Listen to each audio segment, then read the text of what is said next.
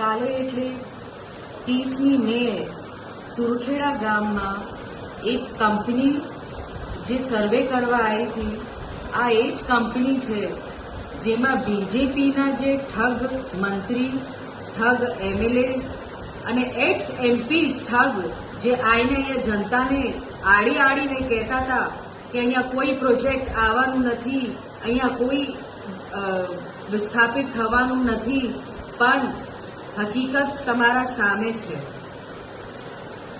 સરકાર જાતે આ કંપનીઓને કાલે સર્વે માટે મોકલ્યું, એનું વિડીયો પણ તમને જાહેર કર્યો, એના કાગળો પણ તમને જાહેર કર્યું.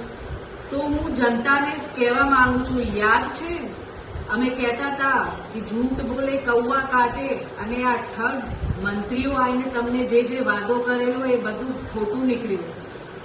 તો આ ભૂલ થતા આપણાથી રહી ગઈ. અગર એ લોકો તમે એમને જીતાડી દેતા તો આજે તમારું ઘર તોડી નાખતા.